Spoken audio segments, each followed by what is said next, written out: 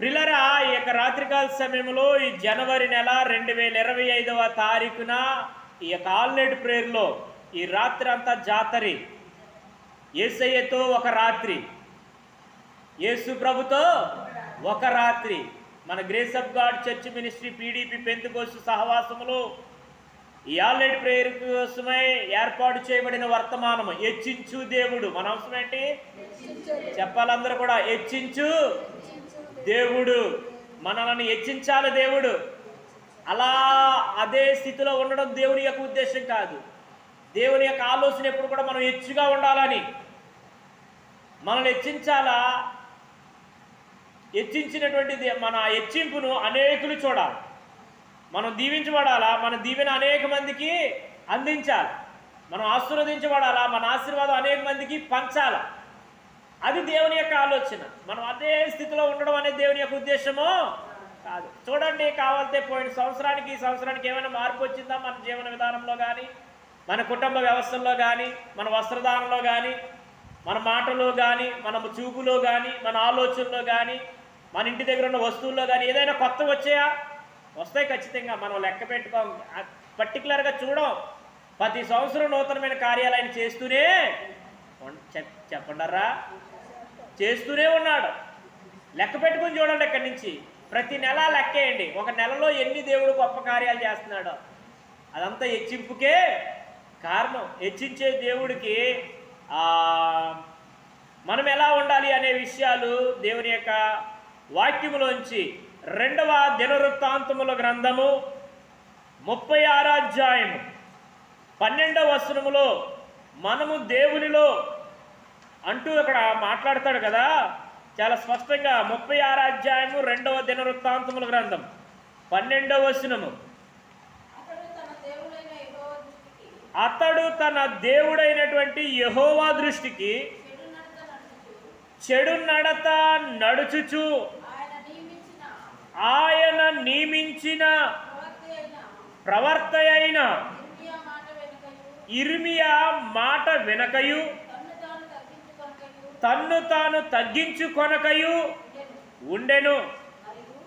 మరియు దేవుని నామమును బట్టి తన చేత ప్రమాణము చేయించిన నెబుకద్నెజరు రాజు మీద అతడు తిరుగుబాటు చేసెను.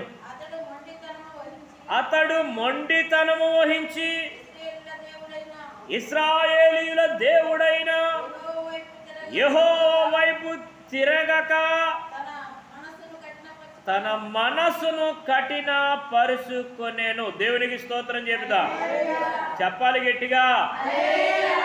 ఈ యొక్క వ్యక్తిలో చూస్తే ఇక్కడ చాలా వ్యతిరేకత కనబడుతుంది. దేవునికి లోబడవలసినటువంటి ఈ వ్యక్తి, ప్రవర్తనలకు లోబడవలసినటువంటి వ్యక్తి ఏం చేస్తున్నాడో ఎక్కడ కూడా లోబడినట్లుగా అక్కడ కనబడతలే. మనం మొట్టమొదటిగా దేవునికి మనల్ని హెచ్చించాలి దేవుడు అనుకుంటే మనం ఏం చేయబడాలో తెలుసండి? చెప్పండి. మనలకు మనము తగ్గించుకోవాలి. అనండి. ఏ గించుకోవాలి? ఎలా గించుకోవాలంట? తగ్గించుకోవాలంట. తగ్గించుకునేది తక్కువ, తెగగించుకునేది ఎక్కువ ఈ అంచెదనాలలో. చాలామంది అండి, ఓస్ నేను ఎక్కడ తక్కువ, ఓస్ ఏంటంట, ఓస్ నేను ఏ విషయంలో తక్కువ, నన్ను చూడు. చెప్పండి. రెండో మాట, నా సోగు చూడు. ఏముండదు సోగు చూడడానికి. అస్సలు పాట సరిగా పాడడం రాదు, వాక్యం చదవడం రాదు, ప్రార్థన సరిగా చేయడం రాదు, పరిచర్య సరిగా రాదు, ఒక వంట వండడం రాదు, కూర వండడం రాదు, ఏమీ రాదు. కానీ ఎప్పుడు మనం ఏం చేస్తాం? హెచ్చించేసుకుంటుంటాం. ఇవన్నీ నేర్పించినోడు దేవుడే. ఇంకా కొత్తగా నేను ఏం నేర్చుకోవాలి ప్రభు అని దేవుడిని అడిగితే కొత్త వంటలు నేర్పిస్తాడా లేదా? కొత్త రుచులు ఇస్తాడా లేదా? కొత్త వస్త్రాలు ఇస్తాడా లేదా? కొత్త ఆశీర్వాదాలు ఇస్తాడా లేదా? అట్లా మనం తగ్గించుకో. నా టాలెంట్ని బట్టి, నా జ్ఞానమును బట్టి నేను ఈ స్థితిలో ఉన్నానంటారు చాలామంది. హెచ్చించుకుంటుంటారు. నీ అంతటి నువ్వుగా హెచ్చించుకుంటేనంట తగ్గించుకుంటావంట, తగ్గించబడిపోతావంట. దేవుడుగా నిన్ను హెచ్చిస్తే, దేవుడి దగ్గర నువ్వు తగ్గించుకుంటే దేవుడు హెచ్చిస్తాడంట. దేవుడి స్తోత్రం చెప్పండి, చెప్పాలి గట్టిగా. హల్లెలూయా, హల్లెలూయా.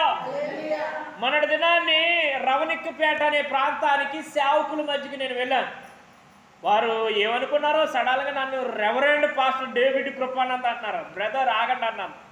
వెంటనే వాళ్ళు సప్పట్లు కొట్టేస్తున్నారు. బాబు మీరు సప్పట్లు ఆపండి, మీరు మైక్ ఇలాగవ్వండి అన్నారు.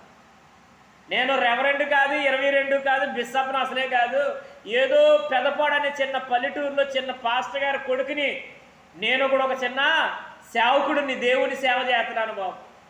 నేను చిన్న పాస్టర్ గారిని, నేను రెవరెండ్ అనే అంత పెద్ద పేరు నేను మొయ్యలేను కాబట్టి నన్ను అలాగా ఇప్పుడే కాదు ఎప్పుడు అనొద్దు అన్నాను. దేవుని స్తోత్రం చెప్పండి. లేదండి మీరు ఎందుకో దేవుడు అలా పలికించాడు, ఏమో రాబోయే దినాల్లో చేస్తాడేమో మిమ్మల్ని అని కవర్ చేశారు.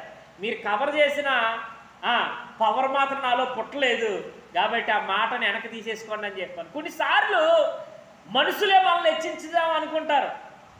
మనుషులు హెచ్చించకపోతే మనమే హెచ్చించేసుకోవాలనుకుంటాం. కానీ మనము హెచ్చించుకున్నా, మనం హెచ్చించుకున్నా, మనుషులు మనం హెచ్చించినా మనం ఏమైపోతామంట, తగ్గించబడతామంట. దేవుడి దగ్గర కానీ పూర్తిగా మనం తగ్గించుకున్నామంటే దేవుడు మనల్ని హెచ్చించడం మొదలు పెడతాడు.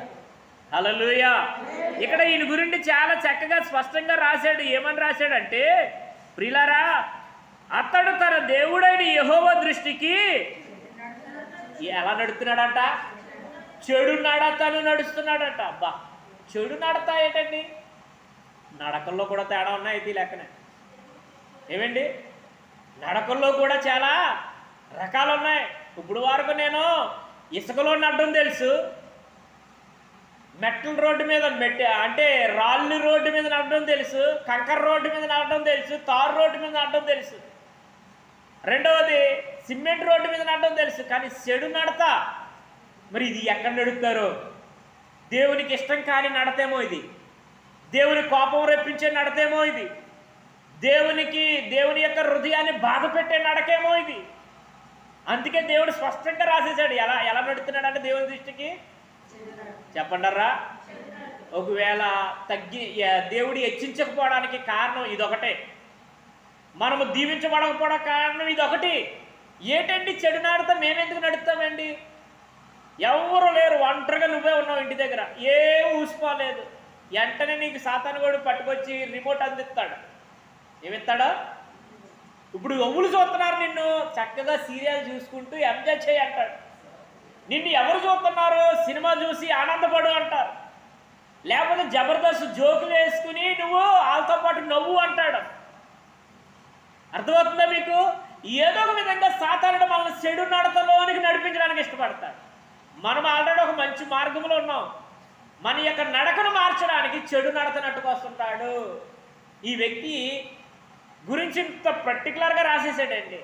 అంతేకాదు, ఆయన గురించి ఒక్కొక్కటి రాశాడు. ఏమని రాశాడంటే, ఆయన నియమించిన ప్రవర్త అయిన ఇర్మియా మాట వినలేదంట. అబ్బా, ఇంక ఎవడు మాట వినడు? చెడు నడత నడిచేవాడు వింటాడా? చెప్పండి. బాగుపడాలని ఉద్దేశించిన వాడు ఎవడొకడు మాట విని బాగుపడతాడు. ఆడు చెడుపడమే కాకుండా ఇంక ఎవడు మాట ఖాతరు చేయలేని వాడు ఎవడు మాట విండి, ఎవడు చెప్పిన వాడు చెడు నడతను విడిచిపెట్టాడు. అంతేకాదు, ఇంకో పాయింట్ ఉంది అందులో. చూడండి, ఒక వ్యక్తి గురించి 3 మాటలు. ఏంటి అంటే, అక్కడ యెహోవా వైపు 13వ వచనంలో లాస్ట్ అంటాడు కదా, లాస్ట్ లైన్లో, దేవుడైన యెహోవా వైపు తిరగక తన మనస్సును ఏం చేసేసుకున్నాడు అంటే అండి, కఠినపరిచేసుకున్నాడు. బాబోయ్, సుత్తుతో కొట్టినా కూడా కరగదు ఇంకా మనసు. మనసెరిగిన దేవుడు నీతో ఉన్నాడు, నీ కళ్ళలోన కన్నీరు తేరి చూశాడు, గుండెలోని వేదన తెలుసుకున్నాడు, నీ గుండెలోని వేదన తేరి చూశాడు, నువ్వే యేసుకు కావాలని చేతులు చాసాడు. నేస్తమా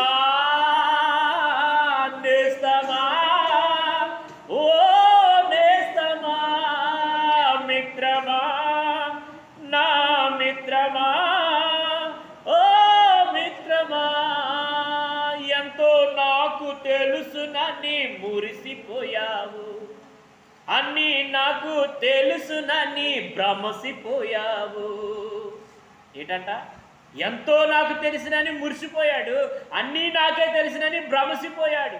ఆస్తి అంతా పోయిందంట, అనాదిగా మిగిలిపోయినాక అర్థమైందంట, నేను మనసులో ఎందుకు గర్వించాను, నా మనసును ఎందుకు కఠినపరుచుకున్నాను, నేను నలుగురితో ఎందుకు నతానేలాగా బ్రతకలేదు, కులముతో ఉన్న వాళ్ళతో కొన్నేళ్ళలాగా ఎందుకు నేను జీవించలేదు అని అప్పుడు అర్థమైందంట. సుఖమేముంది అంటారుగా చాలామంది, చేతులన్నీ కాలిపోయినాక ఆకులెట్టుకుంటే సుఖమేముంది అంటారు కదా. కాలక ముందే ఏం చేయాలో గుడ్డట్టుకుని దించాలి, అవునా కదా. ఓ నా చేతులు కాయగాసిపోయాయి, నాకు కాలదు అనుకుని దించేసాడు ఒక ఆయన ఇక్కడే ఓరిపోరుతుంటే తపాలా కాలిపోయి మండిపోతున్నాయి. ఎవరు ఎందుకు? పొయ్యి మీద దాన్ని దించడానికి, వేడి దాన్ని దించడానికి ఏముండాలా? గుడ్డ పట్టుకుని దించాలి. నువ్వు దించలేవు, పెద్దది అది పెద్ద. ఒకవేళ బేసిన్ అనుకో, సాటి అయిన ఇంకొక మనిషి సహాయము తీసుకోవాలి, వచ్చే వరకు ఆగాల. కనుక ఇలాంటి చిన్న చిన్న విషయాల్లో మనం ఏం చేస్తాం తెలుసా? హృదయాన్ని, మనసును కఠినపరుచుకుంటుంటాం. కానీ ఈ వ్యక్తి ఎందుకు కఠినపరుచుకున్నాడో తెలుసా? దేవుని వైపు తిరగకుండానంట. ఎవరి వైపు తిరగకుండానా? చెప్పండి చెప్పండి, 3 మాటలు కూడా. మొట్టమొదటిది ఏంటంటే ఇంట్లో ఉన్నది వీక్నెస్, చెడు నడత. రెండవది చెప్పండి చెప్పండి, ఎవరి మాట వినలేని స్వభావము. మూడవది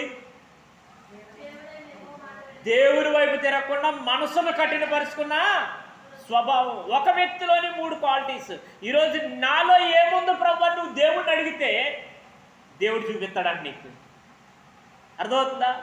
నాలో ఏముందని కోరుకుంటివి, నీ సేవకై పిలసుకుంటివి, ధనఘనతలు లేవే, బంధు బలము లేదే, ధనఘనతలు లేవే, బంధు బలము లేదే, నీ దయచేతనే ఎన్నుకుంటివే.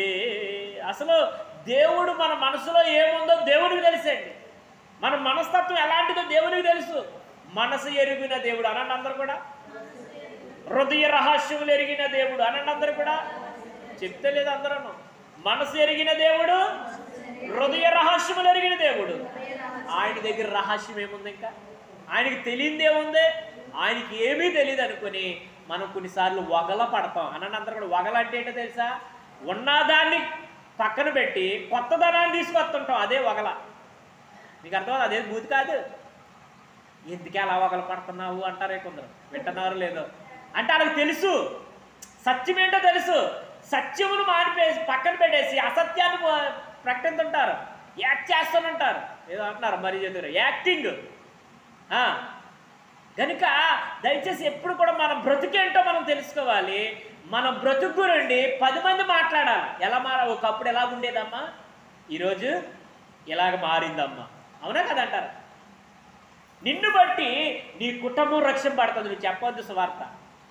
నేను ఈరోజు ఒక పేషెంట్ దగ్గరికి వెళ్ళి అదే చెప్పాను. పలప సోమవారం ఆ సహోదరు లూదియమ్మ గారు బావగారి దగ్గరికి వెళ్ళి అదే చెప్పాను నేను సువార్త. ఏమని చెప్పాను తెలుసా? మీరు యేసు ప్రభుని నమ్ముకోకండి అని చెప్పాను. యేసు ప్రభుని మీ భార్యాభర్తలు ఇద్దరు కూడా నమ్ముకోకండి. మీరు అడగండి యేసు ప్రభుతో, యేసయ్యా నువ్వు నిజమైన దేవుడైతే నన్ను నమ్ము, నన్ను నమ్మితే నా స్థితిగతులు మారుస్తే, నాకు ఏదైనా ఒక నిదర్శనం ఇస్తే అప్పుడు నీ సాక్షిగా నేను ఉంటాను, అప్పుడు నీ దగ్గరికి నేను వస్తాను నమ్మకంతో. అర్థమవుతుందా? మరలా అడుగుతున్నాను, ప్రతి ఆల్రెడీ పేర్లు అడుగుతాను ఈ ప్రశ్న. మరలా అడుగుతున్నాను, యేసయ్యను మనం నమ్మాలా, యేసు మనం నమ్మాలా? చెప్పండి చెప్పండి. యేసయ్య మనం నమ్మారు కాబట్టి ఆ నమ్మకాన్ని ఒమ్ము చేయకుండా మీరు వచ్చారు. యేసయ్యని నమ్మిన వాళ్ళు చాలామంది ఉన్నారు, వాళ్ళందరూ ఇంటి దగ్గర పడుకున్నారు, వాళ్ళు రేపు వస్తారు. మీకు తెలుసా? ఎన్నో సాకులు చెప్పొచ్చు వాళ్ళు.